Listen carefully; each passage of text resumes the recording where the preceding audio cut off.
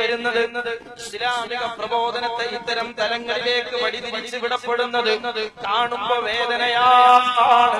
ഇസ്ലാമിക ഇത്തരം തെറികളിലേക്ക്, ആരോപണ പ്രത്യാരോപണങ്ങളിലേക്ക് ആരോഗ്യകരമായ, വിജ്ഞാനപ്രദപരമായ, സൗഹൃദപരമായ സംവാദങ്ങളിൽ നിന്ന്, ചർച്ചകളിൽ നിന്ന് വഴിമാറ്റിയിട്ട് കള്ളങ്ങളും കളവുകളും പ്രചരിപ്പിച്ച് എത്രത്തോളം തോന്നുകളും മരിച്ചോല പോലും വെറുതെ മരിച്ചോലപ്പോലും എത്രത്തോളം നിങ്ങൾ നോക്ക്. ബഹുമാനനായ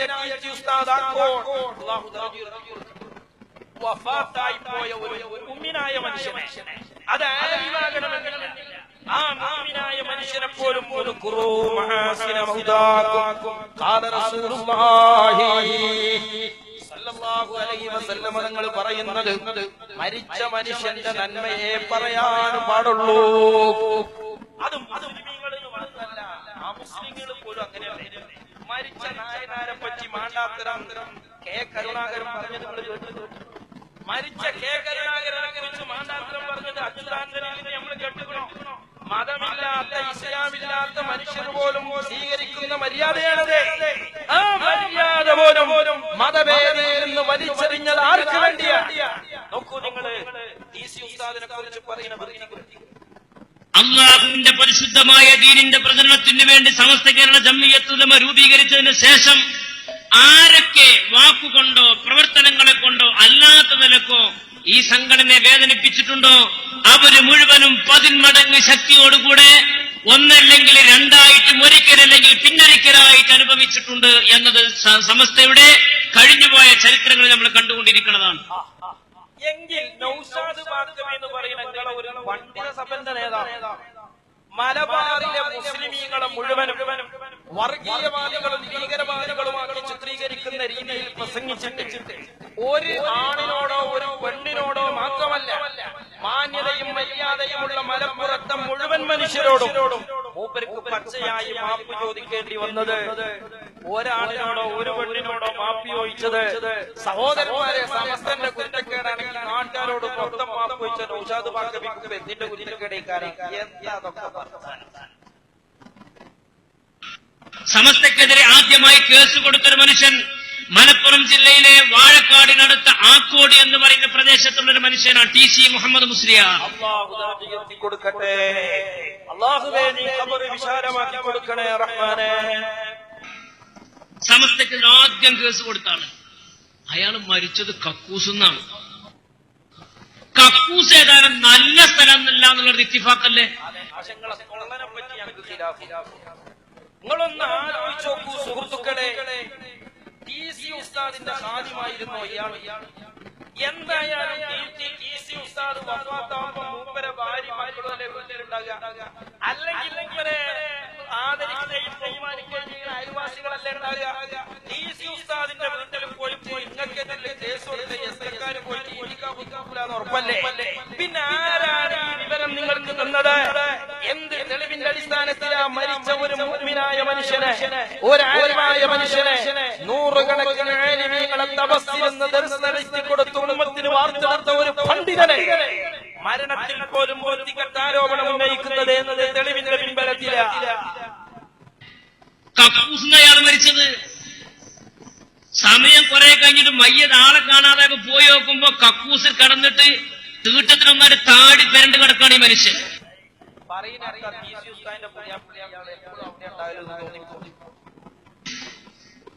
പൈപ്പത്തിന് താടിമൊക്കെ വെള്ളടിച്ച് തീട്ട കളഞ്ഞിട്ടാ മയ്യത്തെടുത്ത്.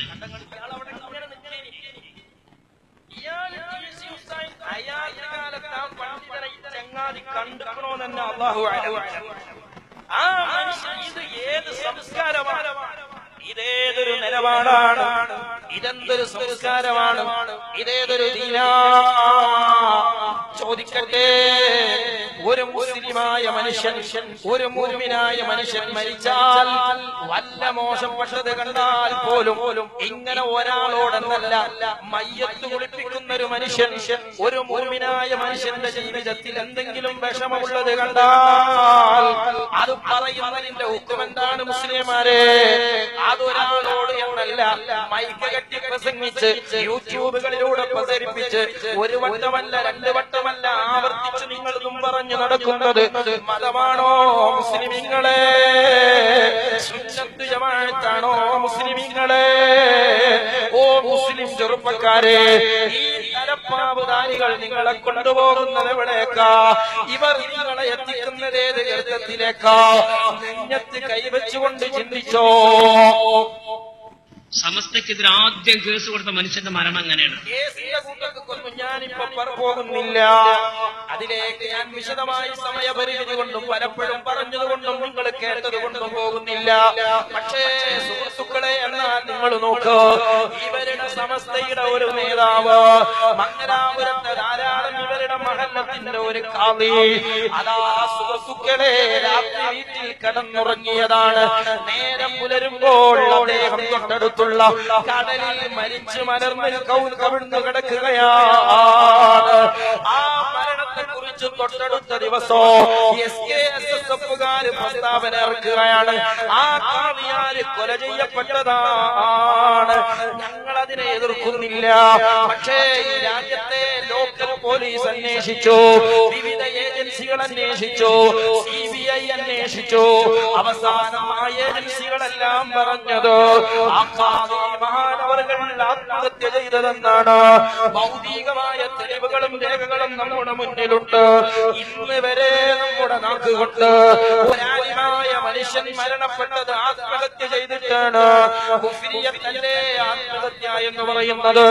അത് ചെയ്തിട്ടാണ് ഖാദി നിങ്ങളുടെ നേതാവ് മരിച്ചതെന്ന് രാജ്യത്തെ ഏജൻസികൾ അത് വിളിച്ചു പറഞ്ഞിട്ട് ഈ പ്രസ്ഥാനത്തിലെ നേതാക്കളോ അനുയായികളോ ഈ പ്രസ്ഥാനത്തിലെ ഒരു ലോക്കൽ സാധാരണ പ്രവർത്തകനോ ആ ഖാദിയാരെ കുറിച്ച് അങ്ങനെ ഒരു ആരോപണം വാക്കുകൊണ്ട് പറഞ്ഞില്ലെന്ന് മാത്രമല്ല, ആ പണ്ഡിതൻ ആത്മഹത്യ ചെയ്തതല്ല എന്ന് വിശ്വസിക്കാൻ ആഗ്രഹിക്കുന്നവരാണ് ഞങ്ങള്.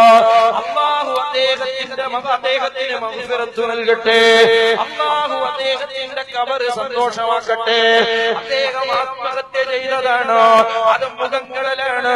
കണ്ടോ നിങ്ങളെ സമസ്തന്റെ പ്രസിഡന്റുമാര്, കണ്ടോ നിങ്ങളെ ഖാദിയാര് മരിച്ചത് ആത്മഹത്യ ചെയ്തിട്ടാണ് എന്ന്, നിങ്ങൾ മുഖം കെട്ടവരാണ് എന്ന് സമസ്തയോട് കളിച്ചതിന്റെ ഫലമാണ് എന്ന്, കാന്തപുരം ഉസ്താദിനെ കുറ്റപ്പെടുത്തിയതിന്റെ കാരണമാണെന്ന് എന്തുകൊണ്ട് ഞങ്ങൾ പ്രസംഗിക്കുന്നില്ല?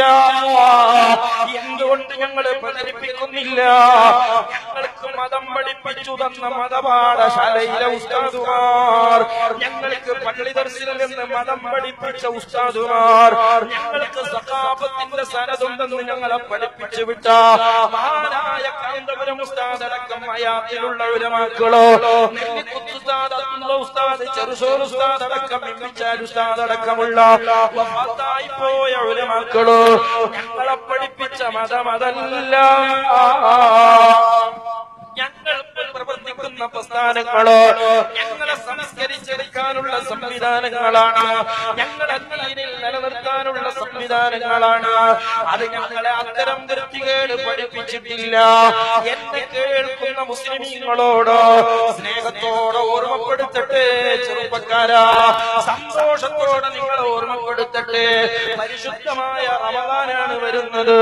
അല്ലാഹുവിന്റെ ഹബീബ് ബറക്കത്ത് കൊണ്ട് ദുആ ചെയ്ത റജബ് മാസോ, അല്ലാഹുവിന്റെ ഹബീബ് ബറക്കത്ത് കൊണ്ട് ദുആ ചെയ്ത ശഅബാൻ മാസോ, ഈ മാസത്തിലും ഇങ്ങനെ പാതിരാ പറഞ്ഞു ഉമ്മത്തിനെ സംസ്കരിച്ചെടുക്കേണ്ട പണ്ഡിതന്മാർ അതേ ഫാത്തിഹ ഓതി തുടങ്ങിയ വേദികളില് ഈ ഉമ്മത്തിന്റെ ഹൃദയം ശുദ്ധീകരിക്കാനുള്ള, അവരെ റമദാനിലേക്ക് പാകപ്പെടുത്താനുള്ള, അവരെ ദീനിലേക്ക് അടുപ്പിക്കാനുള്ള, അവരെ വൃത്തികേടിൽ നകറ്റാനുള്ള ഖൈറ് പറയേണ്ട ഉലമാക്കളോ ഇങ്ങനെ തമ്മിലടിപ്പിക്കുന്ന വർത്തമാനങ്ങള്, ഭിന്നിപ്പിക്കുന്ന വർത്തമാനങ്ങളോ, ദൈവത്തിന്റെ സംസാരങ്ങളോ ഈ സമുദായത്തിൽ ഒന്നല്ല രണ്ടല്ല.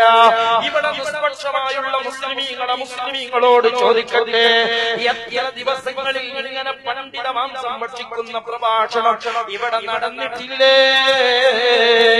ഞങ്ങൾക്ക് പെർമിഷൻ കിട്ടാത്തതല്ല, ഞങ്ങൾക്ക് മൈക്കക്കാശില്ലാത്തതല്ല, ഞങ്ങൾ ഞങ്ങൾക്ക് പ്രഭാഷകരില്ലാത്തതല്ല.